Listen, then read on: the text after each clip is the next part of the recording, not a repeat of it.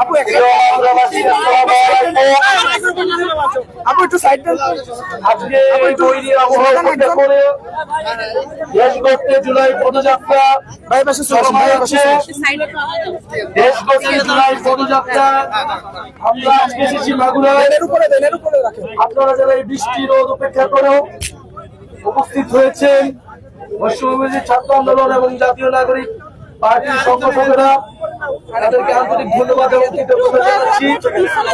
আমরা মাগুরাতে এসেছি, আমরা প্রতিটি জেলাতে যাচ্ছি একটি বার্তা নিয়ে যে আমাদের দেশটাকে গড়তে হবে। এই জুলাই গণ অভ্যুত্থানের পরে যে বাংলাদেশ বিনির্মাণের লড়াই এখন শুরু হয়েছে, এই বাংলাদেশ নতুন করে গড়তে হলে আমাদের এই ফ্যাসিস্টের সাথে যারা জড়িত ছিল তাদের বিচার, দেশের মৌলিক সংস্কার এবং একটি নতুন সংবিধান প্রয়োজন। এবং আমরা বলছি যে আমাদের যে কোনো দেশের আধিপত্যবাদ ও আগ্রাসনের বিরুদ্ধে বাংলাদেশ পন্থী একটি রাজনীতি দাঁড় করাতে হবে।